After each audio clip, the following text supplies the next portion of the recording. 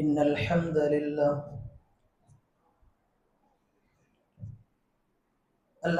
لله نحمده ونستعينه ونستغفره ونعوذ بالله من شرور أنفسنا ومن سيئات أعمالنا. من يهده الله فلا مضل له ومن يضلل فلا هادي له. وأشهد أن لا إله إلا الله وحده لا شريك له، وأشهد أن محمدا عبده ورسوله. يا أيها الذين آمنوا اتقوا الله حق تقاته ولا تموتن إلا وأنتم مسلمون. يا أيها الناس اتقوا ربكم الذي خلقكم من نفس واحدة وخلق منها زوجها وبث منهما رجالا كثيرا ونساء.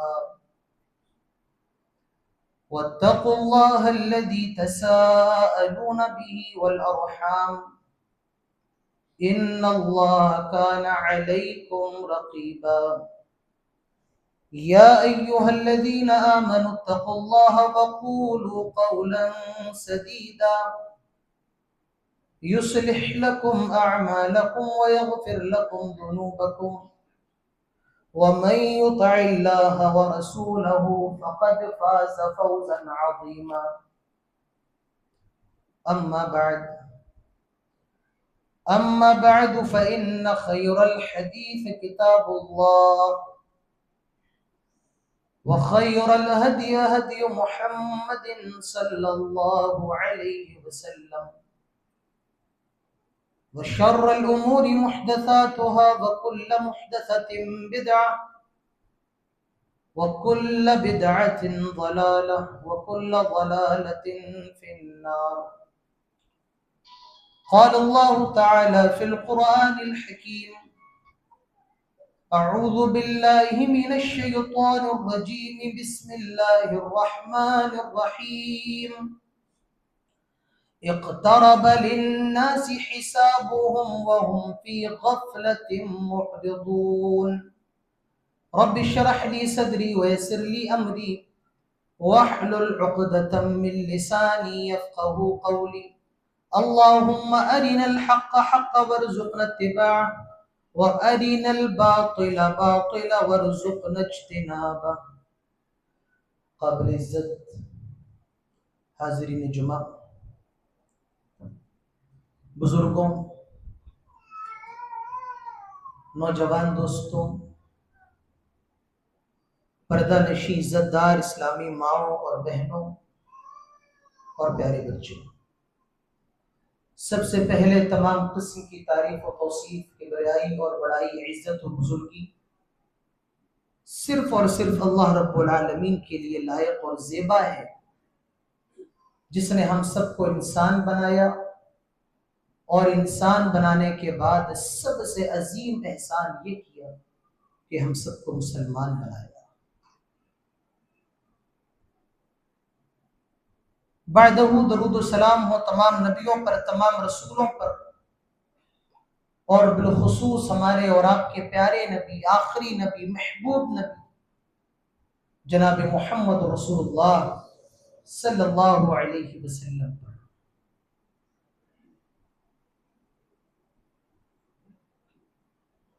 انسان دو طریقے سے سوتا ہے، ایک سونا ہوتا ہے آنکھیں بند کی اور سو گیا، اور ایک سونا ہوتا ہے غفلت کا سونا۔ ان دونوں میں فرق ہے۔ سونا آنکھیں بند کی سو گیا، اسے کہتے ہیں نیند، آنکھیں بند ہو جائیں، لیکن جب دل سو جائے تو اسے کہتے ہیں غفلت۔ آج ہر مسلمان کہیں نہ کہیں غافل ہے۔ हमारे नौजवान सिर्फ और सिर्फ दुनिया की रंगीनियों में, दुनिया की मस्तियों में, दुनिया के अट्रैक्शन में लगा हुआ है। हमारे घरों के बुजुर्गों को बच्चों की शादी हो जाए, शादी में अच्छा इंतजाम हो जाए, शादी में अच्छी दावत हो जाए, 4 लोग वाहवाही कर दे, वो इसमें लगा हुआ है। खवातीन, हमारा कपड़ा, हमारा लिबास, हमारी दूसरों के अंदर हमारा ड्रेस अलग हो, हमारा कपड़ा अलग हो, हर तरीके से हम सब गाफिल। अल्लाह ताला फरमाता है, इक़्तरब लिन्नासी हिसाबुहुम व हुम फी गफलतिन मुअरिदून। इंसान के हिसाब का टाइम बिल्कुल करीब है। कब इम्तिहान का टाइम आ जाए कोई नहीं जानता है। व हुम फी गफलतिन मुअरिदून, लेकिन इंसान फिर भी गफलत में पड़ा हुआ है। दुनिया के अंदर इम्तिहान होते बता दिए जाते हैं कि आपका इम्तिहान इस महीने से शुरू होने वाला है, फला महीने की फला तारीख को आपका एग्जाम शुरू होगा। लेकिन अल्लाह ताला का एग्जाम ऐसा है, किसी को खबर नहीं कब शुरू हो जाए। जहां आपकी आंखें बंद हुई वहां आपका इम्तिहान शुरू हो जाता है। जहां आपकी सांस ने चलना रोक दिया और आपका दिल धड़कना बंद हो गया, मेरे भाइयों, वहीं आपका इम्तिहान शुरू हो जाता है। अल्लाह ताला फरमाता है, इक़्तरब लिन्नासी हिसाबुहुम, इम्तिहान का वक्त बहुत ज्यादा करीब है, लेकिन फिर भी इंसान गफलत के अंदर पड़ा हुआ है। हम सब गाफिल हैं मेरे भाइयों। अभी भी वक्त है कि हम गफलत से बेदार हो जाएं, वरना बेदार तो होना है, लेकिन उस वक्त अगर बेदार हुए तो कोई चीज फायदा नहीं पहुंचाएगी।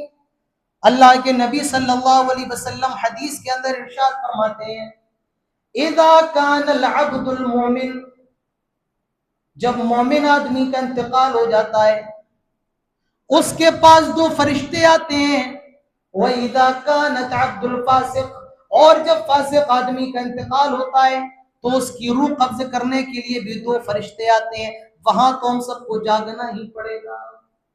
यहां कितना दुनिया के अंदर लगे रहो, लेकिन जब वो फरिश्ते आएंगे मेरे साथियों, तब इंसान बेकरार हो जाएगा। और ये जो हालात हैं, इनसे हम सबको गुजरना है, कोई नहीं बच सकता है। आइए वो पूरी हदीस देख लेते हैं। अल्लाह के नबी सल्लल्लाहु अलैहि वसल्लम फरमाते हैं,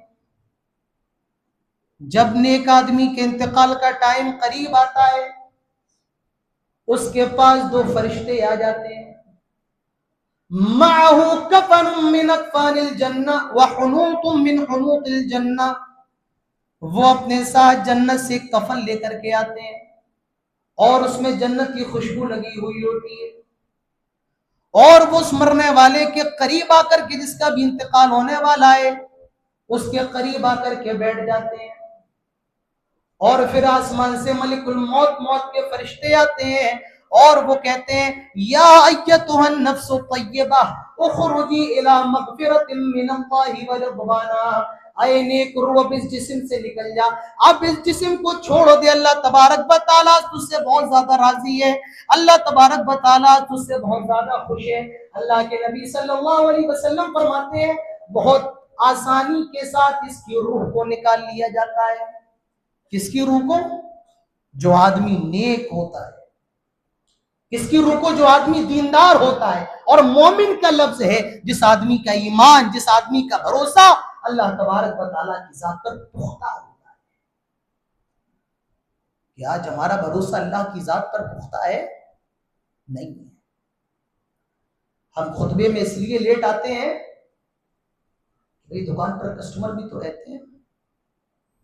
मुसलमान नमाज किस लिए छोड़ रहा है? कारोबार के लिए। कारोबार नहीं करेंगे तो खाएंगे कैसे? कौन सा ईमान अल्लाह तबारक व तआला की जात पर होता है। अभी आगे मैं गुफ्तगू करूंगा इस मौजू पर, तो बहरहाल पहले ये हदीस देखिए। अल्लाह के नबी सल्लल्लाहु अलैहि वसल्लम फरमाते हैं, बहुत ज्यादा आराम से इसकी रूह को निकाल लिया जाता है और जन्नत से जो चादर लाते हैं, चादर लाए हुए उस चादर में फौरन इसकी रूह को लपेट दिया जाता है और इसकी रूह को लेकर, नेक आदमी की रूह को लेकर, अल्लाह तबारक व तआला पर ईमान रखने वाले आदमी की रूह को लेकर पहले आसमान में जाते हैं। आसमानों में बड़े बड़े दरवाजे, बड़े बड़े गेट लगे हुए हैं।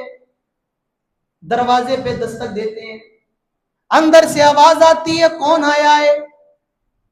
अल्लाह के नबी सल्लल्लाहु अलैहि वसल्लम फरमाते हैं, दुनिया के अंदर इस मरने वाले का जितना अच्छा नाम था, जितना प्यारा नाम था, वही नाम बताया जाता है। ये फला आदमी है, ये अब्दुल्ला है, ये अब्दुल रहमान है, ये फला फला आदमी है। उसका दुनिया के अंदर जितना प्यारा नाम होता है, वही नाम उसको फरिश्तों को बताया जाता है। पहले आसमान के दरवाजे खोल दिए जाते हैं, ये पहले आसमान के अंदर ले जाया जाता है, दूसरे आसमान पर भी ले जाया जाता है, फिर तीसरे आसमान पर, उसके बाद चौथे, पांचवें, छठे, यहां तक के सातवें आसमान तक ले जाया जाता है। अल्लाह के नबी सल्लल्लाहु अलैहि वसल्लम फरमाते हैं, और फिर सातवें आसमान के बाद इसको इल्लीन में दाखिल कर दिया जाता है। और ये इल्लीन कौन सी जगह है? जहां जन्नती लोगों की रूहों को रखा जाता है, वो इल्लीन है। इसलिए एक आदमी की रूह को उस इल्लीन के अंदर दाखिल कर दिया जाता है। ये तो मैंने आपको नेक आदमी के बारे में बताया, लेकिन मेरे भाइयों, जो आदमी नेक नहीं होता है, जरा अंदाजा लगाओ उसका कितना खतरनाक अंजाम होता है।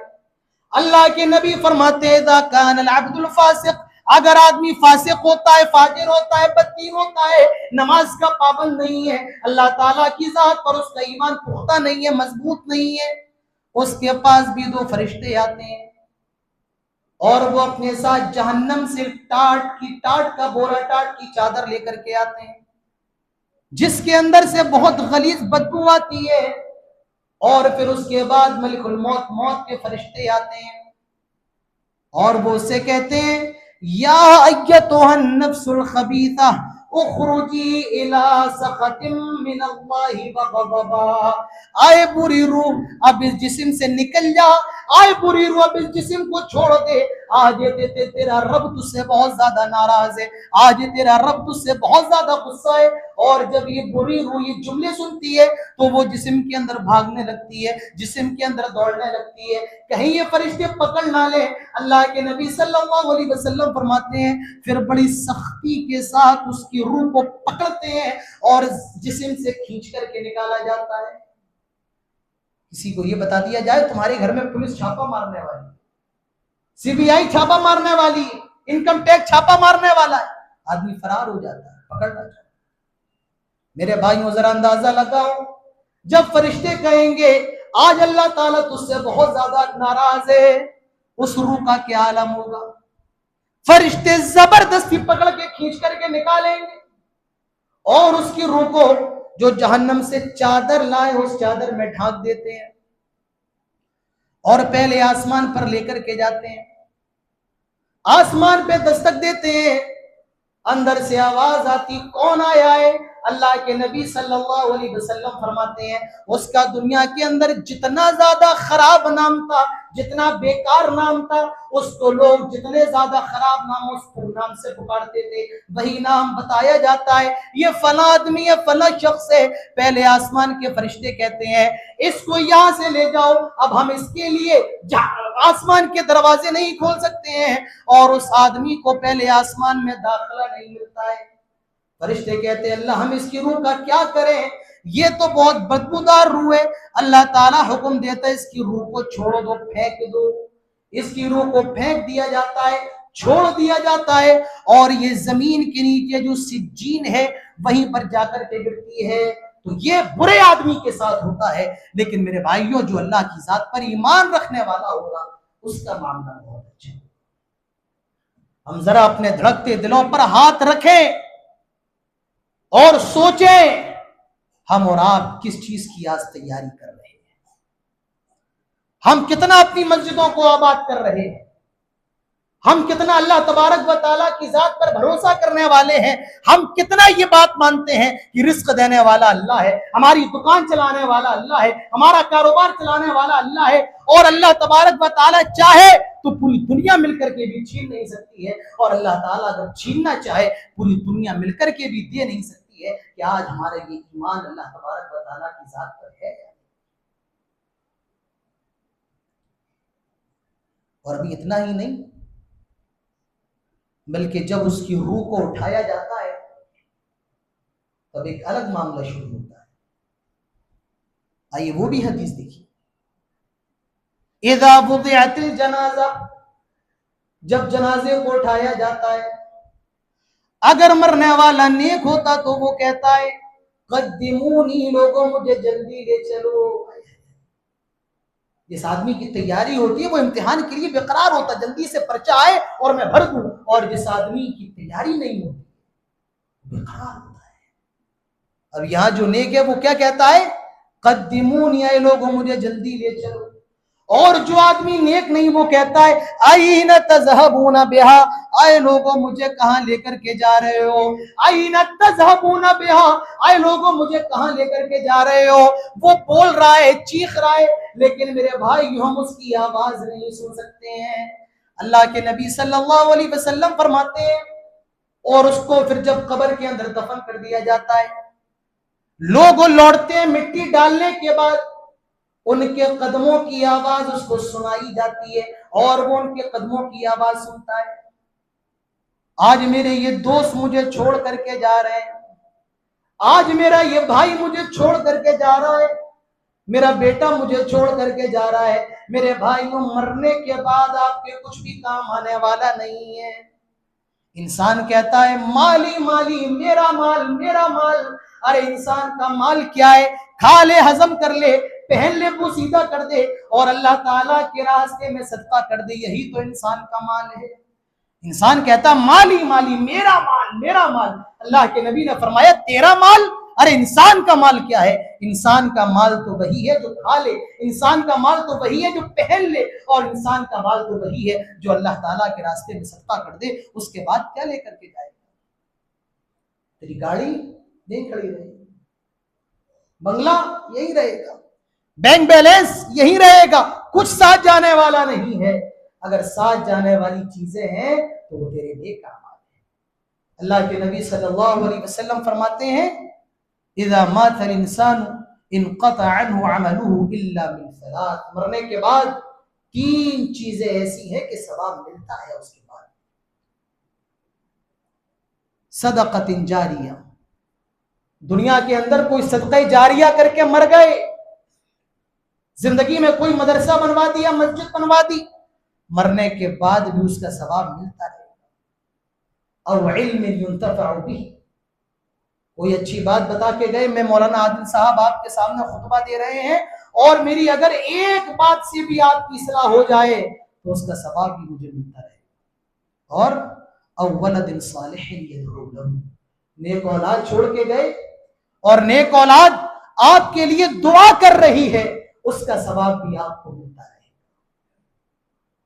लेकिन बड़े अफसोस के साथ कहूंगा, आपसे कहूंगा मुहासबा कर लो जरा अपनी औलाद का और मुझे बताओ कि आपकी औलाद आज इस काबिल भी है कि आपके मरने के बाद वो आपके लिए दुआए मग़फ़िरत कर सके?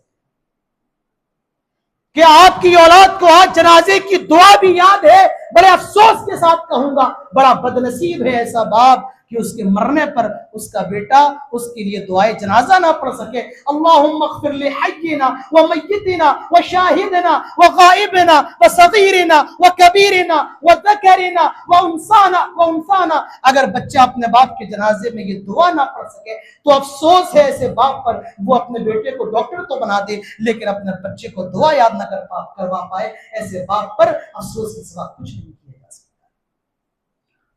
जरा अपने आप का मुहासबा करो। आज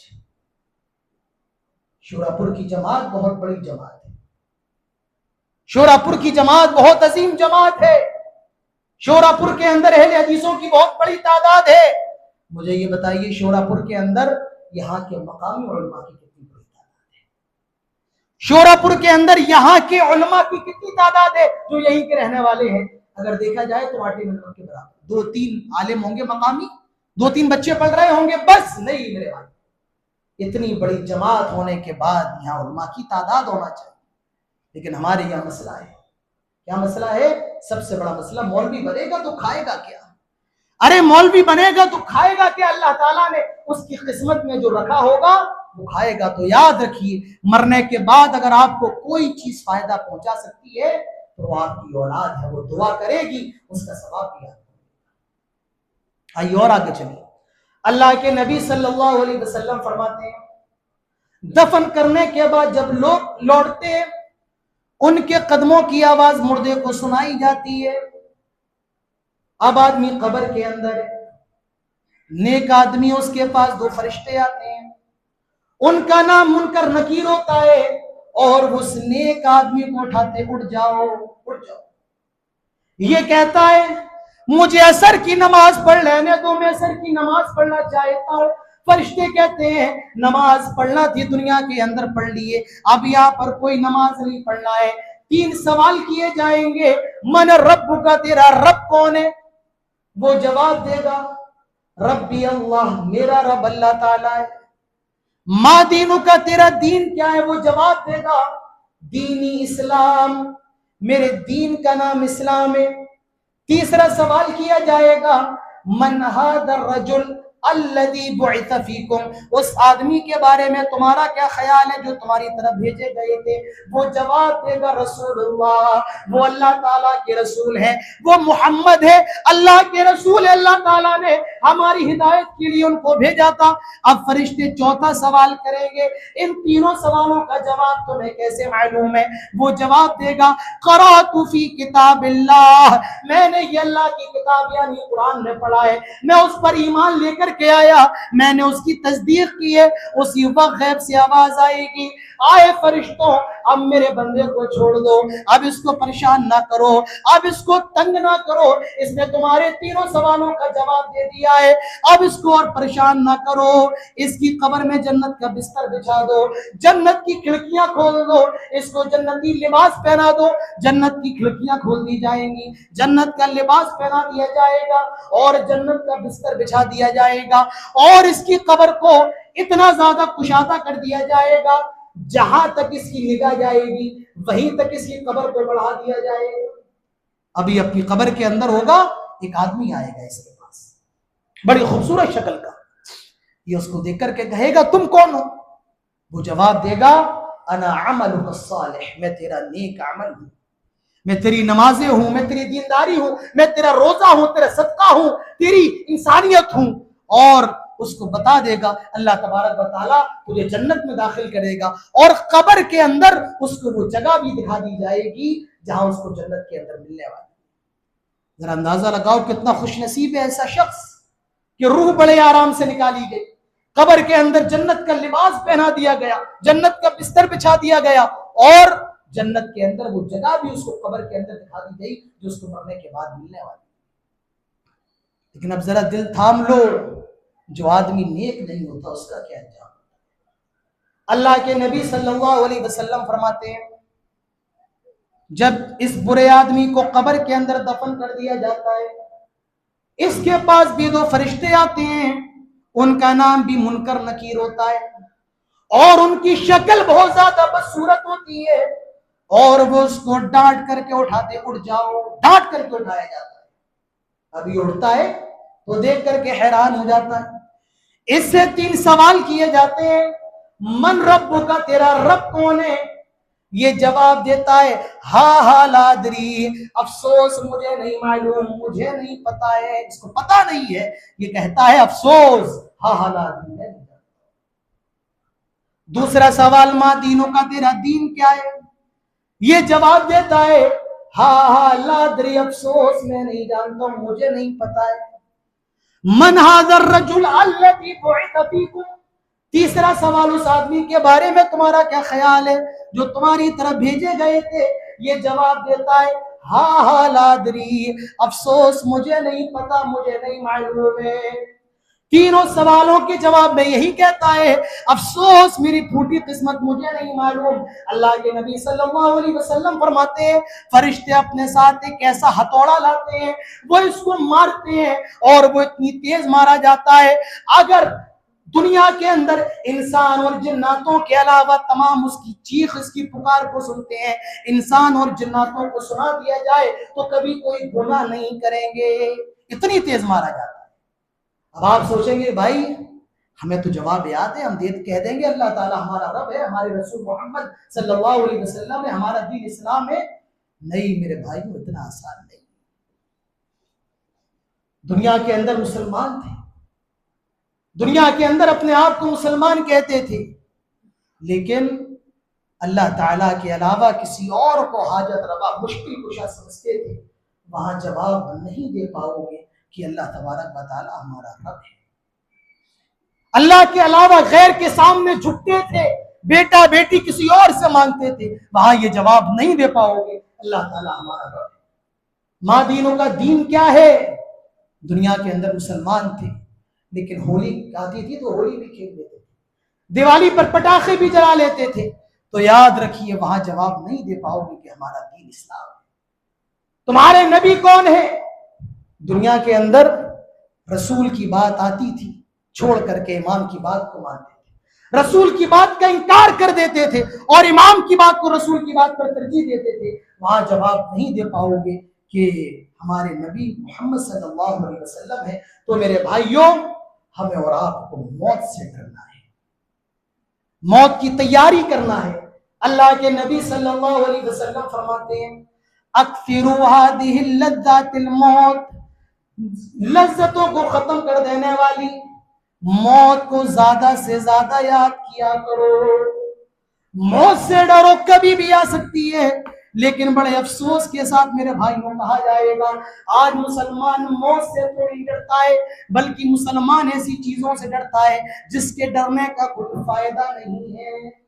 मौत के डरने का फायदा यह है कि जब मौत से डरोगे तो दुनिया से दूर होगे और अल्लाह से करीब होगे, इसका फायदा है। लेकिन मुसलमान ऐसी चीजों से डरता है कि जिसके डरने से कोई फायदा नहीं है बल्कि उल्टा नुकसान है। हम और आप जिस महीने के अंदर चल रहे हैं, ये जो महीना चल रहा है, ये महीना इस्लामी साल का दूसरा महीना है और इस महीने को कहते हैं सफर का महीना। हम अहले हदीस है, हमें नहीं पता सफर क्या है क्या नहीं, हमें ये पता कि सफर का महीना साल का दूसरा महीना है। लेकिन मेरे भाइयों याद रखिए, कितने मुसलमान ऐसे हैं इस सफर के महीने को अशुभ मानते हैं, इस सफर के महीने को मनहूस मानते हैं और डरते हैं। इस महीने के अंदर शादी नहीं करना चाहिए, इस महीने के अंदर नई दुकान की ओपनिंग नहीं करना चाहिए, इस महीने के अंदर नई नवेली दुल्हन और सास को एक घर में नहीं रहना चाहिए, इस महीने के अंदर सफर नहीं करना चाहिए, इस महीने के अंदर और बहुत से काम नहीं करना चाहिए। मेरे भाइयों याद रखिए, मौत से डरो, इन चीजों से ना डरो। सफर के अंदर शादी नहीं होना चाहिए। क्यों? क्योंकि सफर के महीने में हजरत हसन रदी अल्लाह अन्हु शहीद हुए थे, मुहर्रम के महीने में हजरत हुसैन शहीद हुए थे, सफर के महीने में हजरत हसन शहीद हुए थे, इसलिए ये दोनों महीने मनहूस हैं। मेरे भाइयों, अगर इसलिए कोई महीना मनहूस होने लगा कि फला शहीद हुए थे, फला शहीद हुए थे, तो ऐसे तो कोई महीना बाकी नहीं रह जाएगा। अगला महीना जो आने वाला है रबीउल अव्वल, इसमें हमारे नबी सल्लल्लाहु अलैहि वसल्लम का इंतकाल हुआ। रमजान के महीने में हजरत अली शहीद हुए।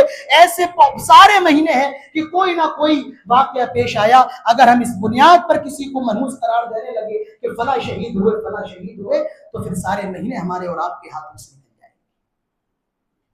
याद रखिए, कोई भी चीज मनहूस नहीं होता। मनहूस अगर कुछ होते हैं तो वो हमारे गुनाह होते हैं। अगर हमें नुकसान होता है तो हमारे गुनाहों की वजह से।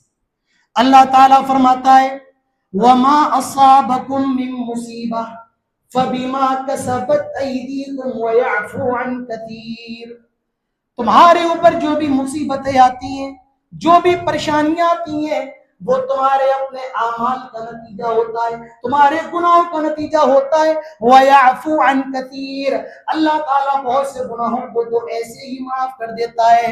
पता ये चला मुसलमानों, ना मुहर्रम मनहूस है, ना सफर मनहूस है, बल्कि मनहूस हमारे गलत आमाल है, मनहूस हमारे गुनाह है, हम गुनहगार होते हैं। अल्लाह तबारक व तआला हमारे ऊपर मुसीबतें डाल देता है। एक बहुत बड़े आलिम गुजरे हैं, उनका नाम था हसन बसरी रहमतुल्लाह अलैह। वो लोग आए हसन बसरी के पास और उस वक्त के बादशाह हुक्मरा हज्जाज इब्न यूसुफ की शिकायत की, कहा कि आप उसको समझाइए, वो हम पर कितना ज्यादा जुल्म करता है। तो जानते हो इमाम हसन बसरी रहमतुल्लाह अलैह ने क्या जवाब दिया? उन्होंने कहा था, हज्जाज की शिकायत लेकर के आने वालों सुनो, इन्नल हज्जाज अज़ाबुल्लाह, ये हज्जाज इब्न यूसुफ अल्लाह तबारक व तआला का अजाब है हमारे ऊपर। पता ये चला जब हम गुनहगार होंगे, जब हमारे गुनाह से ज्यादा हो जाएंगे, अल्लाह तबारक व तआला हम पर जालिम और जाबिर हुक्मरानों को मुसल्लत फरमा। इस महीने के अंदर शादी नहीं करना चाहिए। अगर इस महीने के अंदर शादी करना मनहूस होता तो प्यारे नबी सल्लल्लाहु अलैहि वसल्लम अपनी शादी हजरत सफिया रज़ी अल्लाह अन्हा से ना करते। अगर ये महीने के अंदर शादी करना मनहूस होता, शुभ होता और अब शगुन होता, तो हमारे नबी सल्लल्लाहु अलैहि वसल्लम अपनी लख्ते जिगर फातिमा रज़ी अल्लाह अन्हा का निकाह हजरत अली रज़ी अल्लाह अन्हु के साथ न करते। ज़माने जाहिलियत के अंदर शव्वाल के महीने में शादी करना मनहूस समझा जाता था। अल्लाह के नबी ने शव्वाल के महीने में हजरत आयशा से निकाह किया और हजरत आयशा कहा करती थी, लोगों याद रखो शव्वाल का महीना ये मनहूस नहीं है। अगर ये मनहूस होता तो मेरे सरदार जनाब मोहम्मद रसूलुल्लाह सल्लल्लाहु अलैहि वसल्लम इस महीने में मुझसे निकाह न करते। मेरे भाइयों याद रखो, कोई भी चीज नफा और नुकसान की मालिक नहीं है। नफा और नुकसान का मालिक सिर्फ और सिर्फ अल्लाह तबारक व तआला है। हम और आप नमाज पढ़ते हैं, एक दुआ करते हैं, अल्लाहुम्मा ला मानिअ लिमा आतैता वला मुअतिया लिमा मनअत। आय अल्लाह, जिसको तू देना चाहे पूरी दुनिया मिलकर के भी छीन नहीं सकती है, और जिससे तू छीन ले पूरी दुनिया मिलकर के भी उससे उसको दे नहीं सकती है। मेरे भाइयों, तमाम की तमाम चीजों का मालिक अल्लाह ताला है। ये ईमान होना चाहिए, अल्लाह की जात पर ये पुख्ता भरोसा होना चाहिए। याद रखिए, इस्लाम के अंदर बदशगुनी लेना हराम है। और इतना ही नहीं बल्कि अल्लाह के नबी सल्लल्लाहु अलैहि वसल्लम ने बदशगुनी लेने को शिर्क करार दिया है। आपने फरमाया, अत्तियरतु शिर्क, बदशगुनी लेना शिर्क है। बदशगुनी लेना शिर्क कैसे है? कहा जाता है कि टूटा हुआ शीशा ना देखो। अगर टूटा हुआ शीशा देखोगे तो कुछ बुरा हो जाएगा। ये क्या है? बदशगुनी। क्या बदशगुनी है कि भाई रात में नाखून ना काटो, और नाखून काट लिए तो कुछ बुरा हो जाएगा। सुबह किसी की शक्ल देखी, फलाने की शक्ल देख ली है, आज से पूरा दिन खराब होने वाला है। ये तमाम की तमाम चीजें क्या है? बदशगुनी। एक बड़ा प्यारा सा जानवर है, छोटा सा बिल्ली। अल्लाह के नबी उसके बारे में फरमाते, ये तो घरों में जाने वाली है, ये तो घरों से गुजरती रहती है। लेकिन हमारे यहाँ क्या मामला है? अगर बिल्ली रास्ता काट जाए तो आज कुछ ना कुछ बुरा होने वाला है। भाइयों, हम मुसलमान हैं। मुसलमान कभी बिल्ली की रास्ता काटने से नहीं डरता है। मुसलमान कभी कौवा देखने से नहीं डरता है, क्योंकि उसका ये ईमान और अकीदा होता है कि जब तक अल्लाह तबारक व तआला चाहे कोई भी चीज उसको जर्रा बराबर भी नुकसान नहीं पहुंचा सकती। और ईमान कैसा होना चाहिए ये देखना है तो प्यारे नबी सल्लल्लाहु अलैहि वसल्लम को, अल्लाह के नबी गारे सौर के अंदर छुपे हुए हैं। आप मक्का से मदीना हिजरत कर रहे हैं, गारे सौर के अंदर छुपे हुए हैं। यहां तक कि मुशरिकीन मक्का आप सल्लल्लाहु अलैहि वसल्लम तक पहुंच गए। आप नीचे गार में, हजरत अबू बकर कहते हैं, आय अल्लाह के नबी, अगर इन्होंने जरा सी भी निगाहों को नीचा कर लिया हम तो पकड़ लिए गए, ये हमें पकड़ लेंगे। अल्लाह के नबी सल्लल्लाहु अलैहि वसल्लम फरमाते हैं, ला तहज़न इन्नल्लाह मअना। आय अबू बकर परेशान ना हो, गम ना करो, इन्नल्लाह मअना, अल्लाह ताला हमारे साथ है। ये ईमान होता है। हजरत मूसा अलैहिस्सलाम दरिया के किनारे, पीछे फिरौन का लश्कर आ रहा है, सामने दरिया है, पीछे फिरौन है। मूसा के साथियों ने कहा, इन्ना लमुद्रकून, आए मूसा तो पकड़ लिए गए। हजरत मूसा कहते हैं, कल्ला इन्ना मइया रब्बी सयहदीन, हरगिज नहीं, मेरा रब मेरे साथ है और वो मुझे जरूर रास्ता दिखाएगा। मेरे भाइयों, ये ईमान होता है। अगर बदशगुनी लेने से, मेरे भाइयों याद रखिए, बदशगुनी लेना हमारे दीन के अंदर हराम है। और अल्लाह के नबी सल्लल्लाहु अलैहि वसल्लम ने 4 चीजों का नाम लिया, ला अदवा वला तियारा वला हाम्मा वला सफरा। याद रखो, ला अदवा, कोई बीमारी मुतअद्दी नहीं होती, कोई बीमारी ऐसी नहीं होती है जो दूसरे के अंदर ट्रांसफर हो जाए। लेकिन हाँ, कुछ बीमारियों का जिक्र अल्लाह के नबी ने किया है। एक बीमारी है कोढ़ की बीमारी। अल्लाह के नबी सल्लल्लाहु अलैहि वसल्लम फरमाते हैं, अगर कोढ़ की बीमारी देखो तो भागो, वहां से भागो। तो पता ये चला कि कुछ बीमारियां तो हैं जो ट्रांसफर होती है। जैसे कि अल्लाह के नबी सल्लल्लाहु अलैहि वसल्लम फरमाते हैं, जब किसी बस्ती के अंदर वबा फैली हो तो उसके अंदर ना जाओ, और जो वहां पर है उसको चाहिए कि वो दूसरी जगह ना जाए। क्यों? क्योंकि वो बीमारी फैल सकती है। लेकिन ये याद रखिए, ऐसी बीमारियां कम हैं जो ट्रांसफर होती है, जो ट्रांसफर होती हैं, और जो बीमारियां ट्रांसफर नहीं होती वो बहुत ज्यादा है। और बीमारियां ट्रांसफर कब होती हैं? जिस बीमारी के अंदर जरासीम है और जब दूसरे वाले के अंदर जाए और उसकी बॉडी के अंदर लड़ने की ताकत ना हो, तब वो बीमारी ट्रांसफर होती है। और ये भी याद रखिए, आप कहेंगे साहब डॉक्टर तो कहता है बीमारी ट्रांसफर होती है, तो मैं यही कहूंगा डॉक्टर साहब से पूछो, वो तो रोज मरीजों का इलाज करते हैं, उनको कितनी बीमारियां लगी? उनको तो एक भी बीमारी नहीं होगी। तो बहरहाल बीमारियां ट्रांसफर नहीं होती, कोई बीमारी मुतादी नहीं, इल्ला के जो रसूलुल्लाह सल्लल्लाहु अलैहि वसल्लम ने बताया। और अल्लाह के नबी फरमाते हैं, वला तियारा, बदशगुनी कोई चीज नहीं है। अरब के लोग 90 डिग्री का एंगल बनाकर ऊपर तीर फेंकते। अगर तीर राइट में गिर जाता था तो समझते थे कि अब मुझे सफर करना है, और अगर तीर लेफ्ट में गिरता था उल्टी दिशा में तो समझते थे कि मुझे सफर नहीं करना, मनहूस है। अल्लाह के नबी फरमाते हैं, वला तियारा, ये बदशगुनी लेना जायज नहीं। अरे भाई तीर है, अगर हवा का रुख राइट होगा तो राइट गिर जाएगा, हवा का रुख लेफ्ट होगा तो लेफ्ट गिर जाएगा। ये तीर फैसला नहीं कर सकता है कि ये काम करना है या सफर करना है या शादी करना है। मेरे भाइयों, जमाने जाहिलियत के अंदर भी बदशगुनी ली जाती थी, और बड़े अफसोस के साथ कहूंगा मुसलमान भी बदशगुनी लेते। क्या बदशगुनी लेते?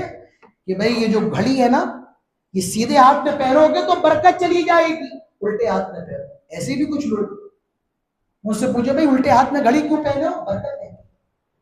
फिरोजी रंग का जो पत्थर होता है उसकी अंगूठी पहनोगे तो बरकत होगी। ये काला धागा अगर लटका लोगे तो अल्लाह ताला बुराइयों, अल्लाह ताला तमाम चीजों से महफूज रखेगा। मेरे भाइयों याद रखिए, ये तमाम की तमाम चीजें बदशगुनी है, और अल्लाह के नबी ने इसको क्या कहा? अत्तियरतु शिर्कुन शिर्क। और अल्लाह के नबी सल्लल्लाहु अलैहि वसल्लम फरमाते हैं, वला हाम्मा, उल्लू की खोपड़ी की भी कोई हकीकत नहीं है। आप कहेंगे उल्लू की खोपड़ी क्या है? अरब के अंदर ये माना जाता था, अगर के कोई किसी को कत्ल कर दे और उसके कत्ल की वजह से दूसरे को कत्ल ना किया जाए, जब तक उससे कत्ल का बदला नहीं लिया जाता था, उसकी रूह एक उल्लू की खोपड़ी के अंदर चली जाती थी और वो उल्लू चीखता फिरता था। अल्लाह के नबी सल्लल्लाहु अलैहि वसल्लम फरमाते हैं, उल्लू की खोपड़ी की भी कोई हकीकत नहीं है। वला सफरा, और सफर के महीने को मनहूस जानने की भी कोई हकीकत नहीं है, क्योंकि सारे महीने अल्लाह तबारक व तआला के हैं। अल्लाह के नबी ने फरमाया, अल्लाह ताला फरमाता है, युदीन इब्नु आदम यसुब्बु दहर, मुझे बड़ी तकलीफ होती है जब मेरा बंदा आदम का बेटा जमाने को गाली देता है। मुझसे जमाना है उक़ल्लिबुल लैला वन्नार, मैं जमीन दिन और रात को बदलता हूँ, लिहाजा किसी महीने को मनहूस करार देना ये जायज नहीं है। मेरे भाइयों, महीनों से ना डरो, अल्लाह तबारक व तआला से डरो। हमें डरना है अल्लाह से, हमें डरना है मौत से। याद रखो, दुनिया के अंदर अगर महीने से डरे, दिन से डरे, मुहूर्त से डरे, अल्लाह तबारक व तआला की यहाँ खड़ा होना बहुत मुश्किल है। लेकिन यहाँ मरने से पहले अगर तौबा कर ली, अल्लाह तबारक व तआला गुनाहों को माफ फरमाएगा। फैसला आपके हाथ में है, अल्लाह ताला से डरना है या सफर के महीने से डरना है, अल्लाह ताला से डरना है या इन वक्तों से और लोगों से बदशगुनी से डरना है, या मेरे भाइयों हमें और आपको मौत की तैयारी करना है। तो आज जरूरत है हम अपना ईमान अल्लाह तबारक व तआला पर मजबूत रखे और ये ईमान रखे पूरी दुनिया मिलकर के भी अगर फायदा पहुंचाना चाहे नहीं पहुंचा सकती है। जो भी फायदा होगा वही होगा जो अल्लाह तबारक व तआला ने हमारी तकदीर के अंदर लिखा है। और पूरी दुनिया मिलकर के भी नुकसान पहुंचाना चाहे तो नुकसान नहीं होगा मगर उतना जितना अल्लाह तबारक व तआला ने हमारी तकदीर के अंदर लिखा है। ईमान के अंदर तकदीर के अच्छे बुरे पर भी ईमान लाना जरूरी है और कोई आदमी तकदीर का इनकार कर दे ऐसे शख्स का ईमान मुकम्मल नहीं होता है, ऐसा शख्स मोमिन नहीं होता है। तो मेरे भाइयों, अल्लाह की जात पर ईमान मजबूत रखो। मेरा पैगाम यही है कि सफर के महीने से ना डरो। कोई चीज इस्लाम के अंदर मनहूस नहीं है, कोई चीज इस्लाम के अंदर अशुभ नहीं है। अगर बहू की पहली बेटी हो गई तो घरों के अंदर बहू को मनहूस समझा जाता है। शादी के बाद अगले दिन किसी का इंतकाल हो जाए तो बहू को मनहूस। ये तमाम की तमाम चीजें शिर्क हैं मेरे भाइयों। मौत और जिंदगी का मालिक सिर्फ और सिर्फ अल्लाह ताला है। वो जो करना चाहेगा करेगा, कोई चीज उसको रोक नहीं सकती है। तो हमें अल्लाह की जात पर पुख्ता ईमान रखना है, हमें अल्लाह की जात पर पुख्ता भरोसा रखना है। ये चंद बातें थी इस ताल्लुक से कि मौत से डरो और सफर के महीने से ना डरो। और वक्त मुझे इजाजत नहीं देता है, मैं चाहता था कि कुछ आपके सामने और आगे बयान किया जाए। इंशाअल्लाह आगे आने वाले प्रोग्रामों में बयान किया जाएगा। अल्लाह तबारक व तआला हम सबको अल्लाह की जात पर तवक्कुल और पुख्ता यकीन रखने की तौफीक नसीब फरमाए। अल्लाह तबारक व तआला से दुआ करें इलाहुल अमीन हम सबको ये जो अकीदा है, जो फिक्र है, ये जो नजरिया है कि फला चीज मनहूस है, फला चीज मनहूस है, फला वक्त मनहूस है, अल्लाह तबारक व तआला हम सबको इससे बचने की तौफीक नसीब फरमाए। मैं जानता हूँ मेरे भाइयों हम सब अहले हदीस हैं। इस मस्जिद के अंदर गैर अहले हदीस बहुत कम है, लेकिन फिर भी हमारे लिए ये जानना जरूरी है ताकि जब हम किसी ऐसे शख्स से मिलें जो इस बीमारी के अंदर मुब्तला हो तो कम से कम हम उसको दीन की सही समझ तो बता सके, दीन की तालीम तो बता सके। ये भी हम सबकी जिम्मेदारी है। दुआ करें अल्लाह तबारक व तआला तमाम मुसलमानों को सिरात मुस्तकीम पर चलने की तौफीक नसीब फरमाए। अल्लाह तबारक व तआला हम सबको हिदायत पर कायम रहने की तौफीक नसीब फरमाए। जहाँ कहीं मुसलमान परेशान है अल्लाह ताला उनकी परेशानियों को दूर फरमाए। इलाहुल अमीन जो मकरूज हैं उन्हें कर्ज की अदायगी की तौफीक नसीब फरमा। इलाहुल अमीन जो लोग बीमार हैं उनको शिफाए कामिल आजिल कुल्ली नसीब फरमा। इलाहुल अमीन जिनके कारोबार नहीं चल रहे हैं उनके कारोबार में बरकत नसीब फरमा। अल्लाह जब तक हम जिंदा रहे तौहीद पर रहे और जब हमारा खात्मा हो तो ईमान पर हो। आमीन। अक़ूलु क़ौली हाज़ा वस्तग़फ़िरुल्लाह ली व लकुम व लिसाइरिल मुस्लिमीन व मा तौफ़ीक़ी इल्ला बिल्लाहि व मा अलैना इल्ला अल बलाग़ व आख़िरु दअवाना अनिल हम्दुलिल्लाहि रब्बिल आलमीन।